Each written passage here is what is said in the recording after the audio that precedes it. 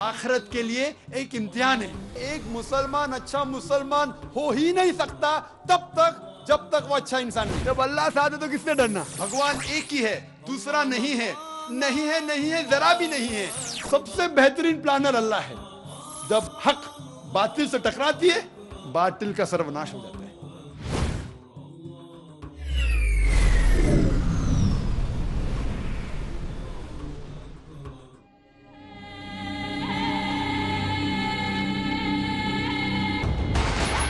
जिहाद और दहशतगर्दी। इस्लाम के पस मंजर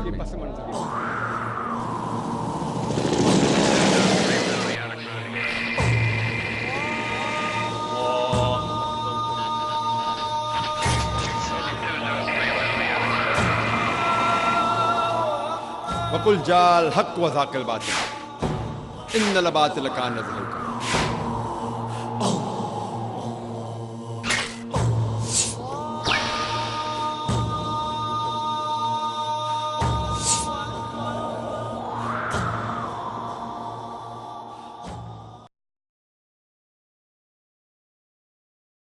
अस्सलाम वालेकुम डॉक्टर साहब, मेरा नाम है सऊद अहसन उस्मानी। मैं यहीं क्रिश्चियन कॉलेज में बीकॉम फर्स्ट ईयर का स्टूडेंट हूँ। आपने हम लोगों को दावत के बारे में बताया कि हम लोग गैर मुसलमान लोगों को इस्लाम की तरफ बुलाएं। तो मैं ये जानना चाहता हूँ, कल को इंशाअल्लाह जब मैं इस काम के लिए, इस नेक काम के लिए आगे दुनिया में निकलूँगा, तो किसी गैर मुसलमान ने मुझसे सबसे पहले ये पूछ लिया कि मैं अपना मज़हब छोड़ के, जिसको मैं इतने सालों से प्रैक्टिस कर रहा हूँ, आपका इस्लाम क्यों पकड़ लूँ? या एक स्टेप आगे जाके उसने ये कह दिया, आप अपना इस्लाम छोड़ के मेरे मज़हब में क्यों नहीं आ जाते? तो इन दोनों सवालों का मैं क्या जवाब दूँ? शुक्रिया। भाई साहब ने सवाल पूछा कि अगर कोई मुझसे ये पूछेगा कि मैं मेरा मज़हब छोड़ के इस्लाम क्यों कबूल करूं, या आप इस्लाम छोड़ के मेरा मज़हब क्यों नहीं कबूल करते। वो ऐसी मिसाल है कि एक स्कूल अगर हिसाब में ये बच्चों को सिखाती है कि 2 जमा 2 5, और दूसरी स्कूल सिखाती है 2 जमा 2 4, तो अब कौन सी स्कूल में दाखिल होंगी? वो स्कूल जो हक की बात कर रहा है। लेकिन आम इंसान को हिसाब के बारे में पता है कि 2 जमा 2 4 है और 2 जमा 2 5 नहीं है। तो इसीलिए जब आप कॉलेज में एडमिशन लेते, आप उस कॉलेज में एडमिशन लेने की कोशिश करेंगे जो कॉलेज में सबसे बेहतरीन पढ़ाई होती है। उसी तरीके से आप उस मज़हब में दाखिल हो जिस मज़हब में सबसे बेहतरीन इंसानियत के बारे में कहा गया है। इसीलिए मैं कहता हूं, गैर मुसलमानों से चैलेंज करता हूं कि आप मुझे इस्लाम से अच्छा मज़हब दिखाओ और मैं इस्लाम छोड़ दूंगा, आपके मज़हब में दाखिल हो जाऊंगा। लोग कहते हैं जाकिर कुफ्र की बात कर रहा है। कुफ्र की किधर बात है? हक की बात है। मैं जानता हूं कि इस्लाम से अच्छा मज़हब है ही नहीं, क्योंकि अल्लाह ताला तरीका दिखाता है किस तरीके से दावत देना। ये जो आपको हिदायत मिलती है अल्लाह के कुरान से। अल्लाह ताला फरमाता है, अगर कोई भी कहता है कि अल्लाह ने बेटा जना, तो आप कहो कि मैं सबसे पहला उसकी सिजदा करूंगा। उसका मतलब नहीं कि अल्लाह ने बेटा जना। अल्लाह बेटा जन ही नहीं सकता। अगर अल्लाह बेटा जनेगा तो मैं सबसे पहला सिजदा करूंगा। ये कुरान की आयत है। तो इसी तरीके से मैं कहता हूं, अगर आप इस्लाम से बेहतर मज़हब दिखाओ मुझे, मैं वो मज़हब को कबूल करूंगा। अगर आप इससे बेहतर किताब मेरे सामने पेश करते हैं तो मैं इस किताब को छोड़ के उस किताब पर अमल करूंगा। लेकिन मैं नहीं चाहता हूं कि हर कोई मुसलमान ये कहे, क्योंकि ये दावती मैदान आपका फन नहीं है। ये मैं कहता हूं क्योंकि मुझे मुताल्ला है। तो इस तरीके से जब हम कहते हैं ताला इला कलमतिन सवाइम बैना बैनकुम, आओ उस बात की तरफ जो आप और हम में यकसा है। तो इस तरीके से जब भी हम गैर मुसलमान से बात करते हैं तो सबसे बेहतरीन जो आयत है, मैंने कहा ताला इला कलमतिन सवाइम बैना बैनकुम, आओ उस बात की तरफ जो आप और हम में यकसा है। तो आप कहेंगे भाई साहब आप हिंदू है, आप ईसाई है, मैं मुस्लिम हूं, चलो जो हम में इख्तिलाफ है उसको बाजू रखो, जो आप और हम में यकसा है कम से कम उसके ऊपर तो अमल करे। तो आपको मेरे मजहब में नया आने का मत आओ, मुझे आपके मजहब में नया आने का, ठीक है। कम से कम जो आप और मेरे मजहब में यकसा है उस बात के ऊपर तो हम एक साथ में अमल करेंगे और कोई भी नहीं कहेगा कि नहीं। तो कुरान में अल्लाह ताला फरमाते हैं तालू इला कलमतिन सवाइम बैना बैनकुम, आओ उस बात की तरफ जो आप और हम में यकसा है। सबसे पहली बात अल्लाह नाबुदा इल्लल्लाह, हम सिर्फ अल्लाह सुब्हानहू तआला की इबादत करें। वला नुश्रिका बिही शैय्यन, कि आपस में हम किसी को अल्लाह के साथ शरीक न करें। वला यत्तखिज़ बादुना बादन अरबाबन मिन दुनिल्लाह, हम आप और हम में से किसी को अल्लाह के बराबर कोई रब न बनाए। फ़इन तवल्लौ फ़कुलू शदू बेन्ना मुस्लिमून, और अगर वो आपकी बात को न माने तो कहो कि हम मुसलमान हैं, अल्लाह के आगे झुकते हैं। तो अल्लाह ताला दिखाता है किस तरीके से दावत देना। तो मैं कभी भी गैर मुस्लिम से मिलता हूँ, मिसाल के तौर पे कोई हिंदू से मिलता हूँ, वो कहता है कि मैं मेरा मजहब क्यों छोड़ के इस्लाम में दाखिल हूँ, मैं कहूँ मत दाखिल हो। कौन बोल रहे दाखिल होने के लिए? कम से कम आप बराबर से, आपके मजहब पे कम से कम बराबर से अमल करो। और सबसे पहली बात जो दावत की सबसे अहम बात है, अल्लाह ताला फरमाते ताला इला कलमतिन सवाइम बैना बैनकुम अल्लाह नाबुदा इल्लल्लाह, आओ उस बात की तरफ जहाँ पर हम यकसा है। सबसे पहली बात है सिर्फ अल्लाह के अलावा किसी की इबादत ना करें। तो जब हमको हिंदू से पूछते हैं कि आप कितने खुदाओं में मानते हैं, कितने भगवान में मानते हैं, कोई कहेगा 3, कोई कहेगा 100, कोई कहेगा 1000, कोई कहेगा 33 करोड़। लेकिन अगर आप एक आलिम हिंदू से पूछेंगे जिसको अपने मजहब के बारे में इल्म है, हिंदू मजहब के बारे में इल्म है, उससे पूछेंगे कि कितने खुदाओं में आपको यकीन रखना चाहिए, तो वो हिंदू कहेगा कि हिंदू को सिर्फ एक खुदा में यकीन रखना चाहिए और एक ही खुदा की इबादत करना चाहिए। लेकिन आम हिंदू वो मानता है एक फिलॉसफी जिसे कहते हैं पैंथीइज्म। आम हिंदू मानता है कि सब कुछ खुदा है। वो कहता है कि पेड़ भी खुदा है, चांद भी खुदा है, सूरज भी खुदा है, इंसान भी खुदा है, सांप भी खुदा है। हम मुसलमान मानते हैं कि सब कुछ खुदा का है। पेड़ भी खुदा का है, चांद भी खुदा का है, सूरज भी खुदा का है, इंसान भी खुदा का है, सांप भी खुदा का है। तो ये फर्क जो हमारे हिंदू भाइयों और मुसलमान के दरमियान है, वो आम हिंदू कहता है कि सब कुछ खुदा है, हम मुसलमान कहते हैं सब कुछ खुदा का है। फर्क है सिर्फ का। अगर हम इस का के फर्क को समझ सके तो हिंदू और मुसलमान एक हो जाएंगे। सिर्फ फर्क है का। किस तरीके से हम उस फर्क को समझेंगे? अल्लाह ताला फरमाते ताला इला कलमतिन सवाइम बैना बैनकुम, आओ उस बात की तरफ जो आप और हमें यकसा है। हम समझे उनके किताबों से खुदा का क्या तसव्वुर है। जब हम उनकी मजहबी किताब पढ़ते हैं, Chandogya Upanishad chapter number 6 section number 2 shloka number 1, उसमें लिखा है एकम एविदित्यम। ये संस्कृत श्लोक है जिसके मानी है भगवान एक ही है, दूसरा नहीं है। आगे जब हम पढ़ते उपनिषद, उपनिषद हिंदुओं की एक मुकद्दस किताब है, कई मुकद्दस किताबें हैं। लिखा है श्वेताश्वतर उपनिषद में chapter number 6 chapter number 6 shloka number 9 में नाकस्य कसिज जनिता न चदीपा, जिसकी मानी है उस खुदा के ना ही कोई वालदा है, ना कोई वालिद है, ना ही कोई रब है। उस खुदा के ना कोई वालदा है, ना वालिद है, ना कोई रब है। आगे लिखा हुआ है श्वेताश्वतर उपनिषद में चैप्टर नंबर 4 श्लोका नंबर 19 में न तस्य प्रतिमा अस्ति, उस भगवान की तरह कोई भी नहीं है, उस खुदा की तरह कोई भी नहीं है। और भगवत गीता में साफ लिखा है चैप्टर नंबर 7 श्लोका नंबर 20 में all those of materialistic people the intelligence is been stolen by material desires, means जो कोई पैसे के पीछे भागता है, जो लोग पैसे से मुतासिर है, वो लोग गलत खुदा की इबादत करते हैं। All those whose intelligence has been stolen material desires, they worship demigods. जिसके मानी है कि जो लोग पैसे के पीछे भागते हैं वो लोग गलत खुदा की इबादत करते हैं। और हिंदू मजहब की किताब में सबसे ऊंची किताब है वेद।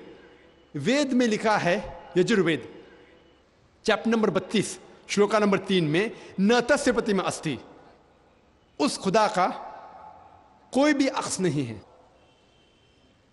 लिखा है यजुर्वेद में चैप्टर नंबर 40 श्लोका नंबर 9 में, अंधात्म प्रविशन्ति या असंभूति उपास्ते। अंधात्म मीन्स अंधकार, अंधात्म मीन्स अंधेरा, प्रविशन्ति मतलब दाखिल होना। वो लोग अंधकार में दाखिल हो रहे हैं जो लोग असंभूति की इबादत करते हैं। असंभूति मतलब नेचुरल थिंग्स, मिसाल के तौर पे हवा, पानी, आग।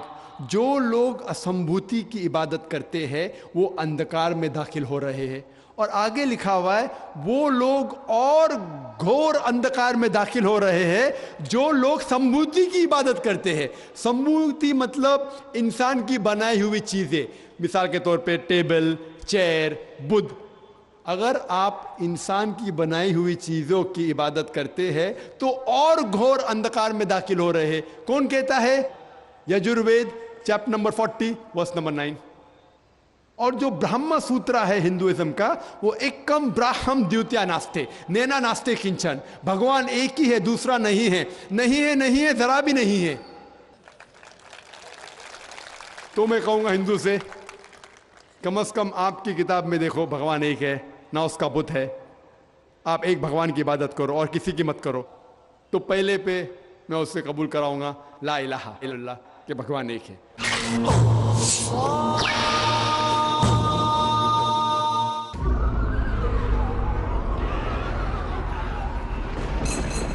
क्या है जादू टोना की हकीकत?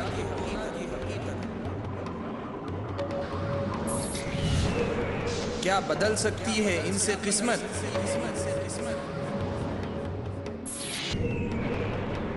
क्या जरूरी है जिन्नात का डर?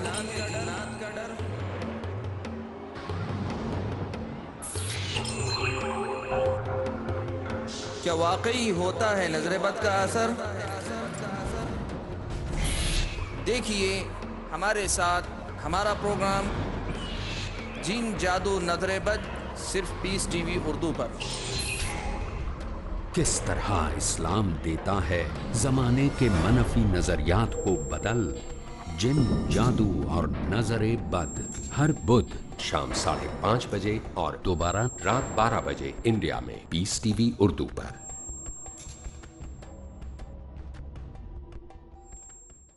What would you recommend? Peace TV presents Something What do you have to say about Learning the Wise Way. What would you recommend us to take as career? After we pass our school, so what exactly we should do? what do you have to say about pursuing two fields together?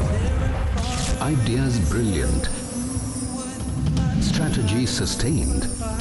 The best profession is a profession of a person who invites people to Allah subhanahu wa ta'ala. Avail the opportunity with Dr. Zakir. Depending upon what is your interest. But the main aim should be to spread the message of Allah subhanahu wa ta'ala. To implement the convincing Islamic educational formula to excel in your career. Watch Career Guidance. आज रात 8 बजे और दोबारा सुबह 9 बजे India में piece TV Urdu पर।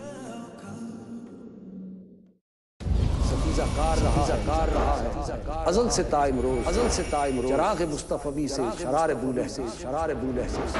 ऐ बनी नौ इंसान, अपने रब की बंदगी करो जिसने तुम्हें पैदा किया। ईमान और इंसानियत की हिफाजत हो। ऐ नबी से कह दीजिए कि अगर तुम अल्लाह से मोहब्बत करना चाहते हो तुम मेरी इत्तबा करो, अल्लाह खुद तुमसे मोहब्बत करने लग जाएगा। कुफ्र और शिर्क की मुखालफत हो। अल्लाह के सिवा किसी की बंदगी नहीं करेंगे और अल्लाह के सिवा किसी को रब नहीं बनाएंगे। बदकारियों की मजम्मत हो ताकि तुम इफरात और तफरीद के धक्कों से बच सको। डॉक्टर मोहम्मद ताहिर खटवानी। ऐ कुरान वालों, कुरान को तकिया न बना लो। जो मेरी हिदायत की पैरवी करेगा वो तो यकीनन कामयाब होगा। दीजिए अपने हर कौल व अमल से मोमिन होने की पहचान। रब का फरमान कल शाम 5:30 बजे और दोबारा रात 12 बजे इंडिया में पीस टीवी उर्दू पर।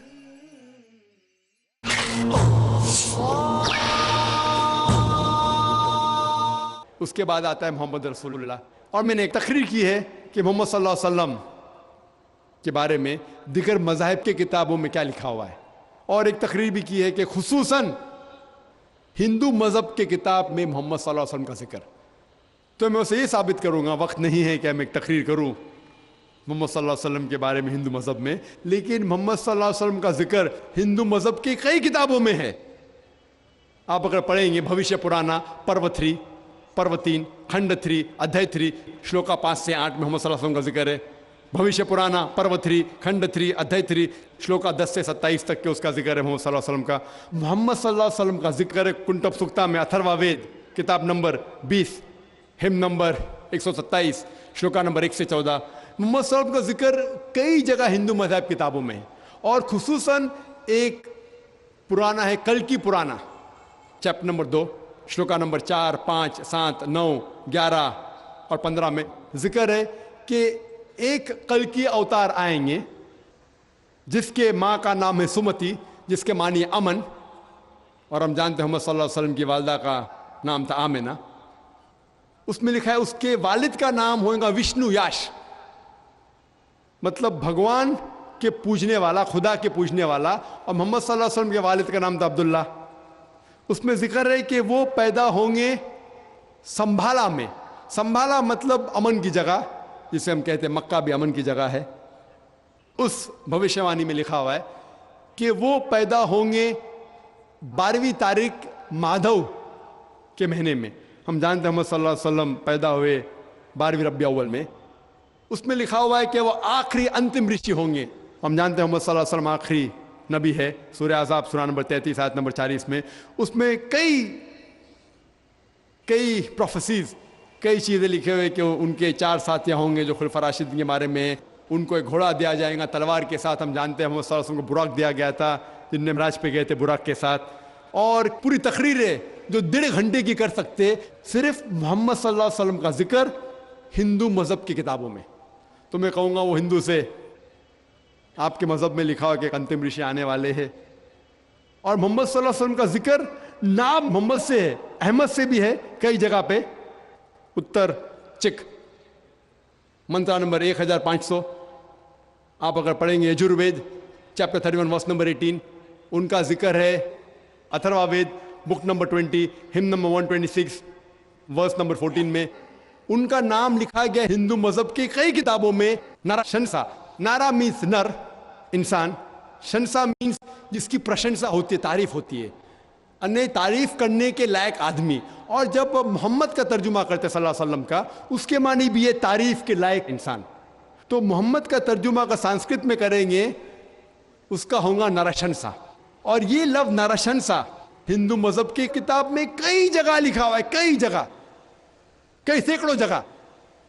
Rigveda book number 1 hymn number 13 verse number 3, Rigveda book number 1 hymn number 18 verse number 9, Rigveda book number 1 hymn number 106 verse number 4, Rigveda book number 2 hymn number 3 verse number 2, Rigveda book number 5 hymn number 5 verse number 2, Rigveda book number 7 hymn number 5 verse number 2, Yajurveda chapter number 20 verse number 37, Yajurveda chapter number 21 verse number 57, Yajurveda chapter number 21 verse number 31, Yajurveda chapter number 21 verse number 55, Yajurveda chapter number 28 verse number 2, Yajurveda chapter number 28 verse number 42। सैकड़ों हवाले सिर्फ हिंदू मज़हब की किताबों से हम दे सकते हैं जिसमें मोहम्मद सल्लल्लाहु अलैहि वसल्लम का नाम आता है एज नरशंसा। सो मैं हिंदू से कहूँगा कि आपकी हिंदू मज़हब की किताब में लिखा हो कि एक भगवान है, एक ही खुदा है, ना उसका कोई बुत है, बुत परस्ती करना हराम है, और कई पैगंबर है, आखिरी पैगंबर मोहम्मद सल्लल्लाहु अलैहि वसल्लम है। तो मैं कहूँगा कि आपकी किताब में लिखा है कि एक खुदा है और आखिरी पैगंबर मोहम्मद सल्लल्लाहु अलैहि वसल्लम है, और आपको जो पैगाम वो लेके आता है उसकी बात को मानना चाहिए। और वो पैगाम क्या है? कुरान और सही हदीस। तो अगर आप हिंदू मज़हब की किताबों का मुताला करेंगे, आपको यकीन रखने पड़ेगा एक खुदा में और मोहम्मद सल्लल्लाहु अलैहि वसल्लम में। इसी तरीके से हम जब ईसाई से बात करते हैं, उसके बाइबल से साबित कर सकते हैं खुदा है। ईसा अलैहिस्सलाम खुदा नहीं है, वो खुदा के बेटे नहीं है। बाइबल के अंदर जिक्र है कि मोहम्मद सल्लल्लाहु अलैहि वसल्लम आने वाले हैं। तो इस तरीके से मैं कहूँगा गैर मुस्लिम से कि कम से कम आप आपकी किताब को मानेंगे तो आपको यकीन रखने पड़ेगा एक खुदा में। और अल्लाह का जिक्र भी है हिंदू मज़हब की किताब में, ईसाई मज़हब की किताब में, लेकिन इसके लिए आपको थोड़ा जिद्दोजहद करने पड़ेगा, जिहाद करने पड़ेगा। जिहाद मतलब नहीं झगड़ा, वो गैर मुसलमान से झगड़ा नहीं करने पड़ेगा, जिद्दोजहद करने पड़ेगा, मतलब थोड़ी तहकीक करने पड़ेगा, जिहाद करने पड़ेगा। मैं क्या कर रहा हूँ? जिहाद कर रहा हूँ।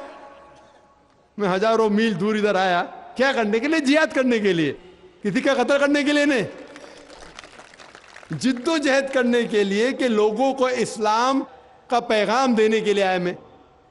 तो इसी तरीके से हर इंसान अगर कुरान और हदीस के ऊपर अमल करे और अपने दीन को फैलाए तो इंशाअल्लाह आज की तारीख में मुसलमान की हालत और बेहतर होगी इंशाअल्लाह।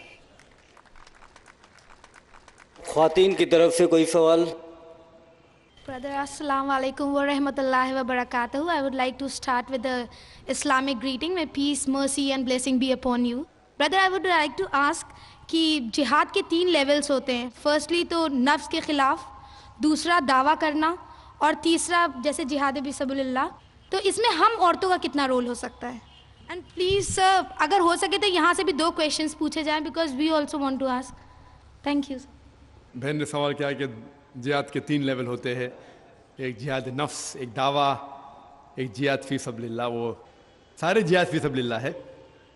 बहन का मतलब मेरे हिसाब से किताल फी सबिलिल्लाह।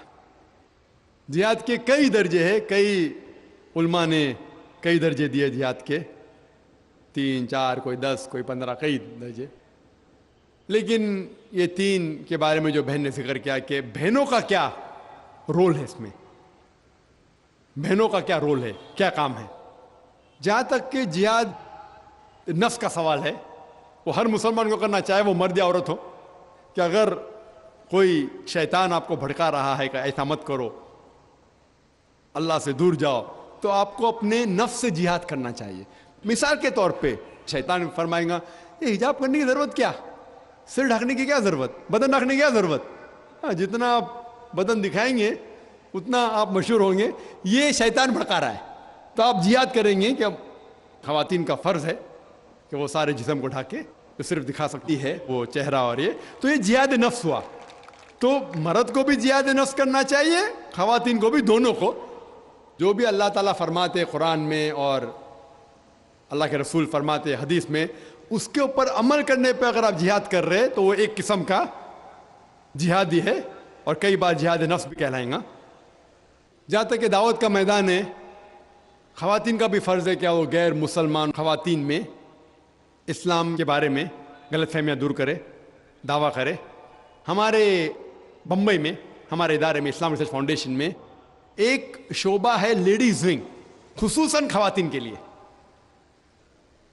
और इस शोबे में कम से कम 10 ख़वातीन हैं जो तकरीर करते हैं, 10 मुकर्रिर है, 10 कम से कम, जो अल्हम्दुलिल्लाह ना ही बम्बई में, हिंदुस्तान के दिगर शहरों में, हिंदुस्तान के बाहर भी अल्हम्दुलिल्लाह वो तकरीर करते, खुसूसन ख़वातीन के दरमियान। और दावा करना ख़वातीन का भी फ़र्ज़ है, औरतों का भी फ़र्ज़ है, नहीं कि सिर्फ मर्दों का फ़र्ज़ है, औरतों का भी फ़र्ज़ है। और किस तरीके से दावा करना चाहिए, आप अगर वेबसाइट पे जाएंगे irf.net, आप अगर वेबसाइट पे जाएंगे irf.net, वहाँ तरीके दिखाए गए किस तरीके से आप दावत के मैदान में उतर सकते हैं। और जो आखिरी जो बहन ने सवाल किया कि जो मेरे हिसाब से किताल फी सबिलिल्लाह था, हम देखते हैं कि सही बुखारी में एक चैप्टर, एक बाब है जिसके अंदर जिक्र है कि खुसूसन ख़वातीन ने भी किताल के दरमियान हिस्सा लिया। मिसाल के तौर पे जब मर्द जंग के मैदान में उतरते थे तो उन्होंने पानी दिया, उन्होंने फर्स्ट एड किया, मरहम पट्टी की। और एक वाक़या है जिसका जिक्र है जंग उहुद के दरमियान, जब दुश्मनों ने मोहम्मद सल्लल्लाहु अलैहि वसल्लम को घेरा तो कुछ सहाबा मोहम्मद सल्लल्लाहु अलैहि वसल्लम के साथ थे और एक सहाबिया भी थी जिसका नाम था नसीबा रज़ियल्लाहु अन्हा, और बाकी सहाबा के साथ ये ख़वातीन सहाबिया थी। और जब दुश्मनों ने हमला किया उन्होंने भी हिस्सा लिया मोहम्मद सल्लल्लाहु अलैहि वसल्लम की जान बचाने में, और वो घायल हुई। और इस घायल होने के बाद मोहम्मद सल्लल्लाहु अलैहि वसल्लम ने उसकी तारीफ़ की। तो चंद मौके पे जब ज़रूरत पड़ी आम तौर पे मर्द को अल्लाह ताला ज़्यादा ताकत दी, वो जंग के मैदान में उतरता है, लेकिन ख़वातीन भी हिस्सा ले सकती है पानी देने में, जब ज़रूरत है, फर्स्ट एड में, मरहम पट्टी करने में। ज़रूरत पड़ी थी, जिस तरीके से मिसाल है नसीबा रज़ियल्लाहु अन्हु की, तो वो भी हिस्सा ले सकती है और जब ज़रूरत है मर्दों का हिम्मत अफजाई कर सकती है। Hope that answers the question.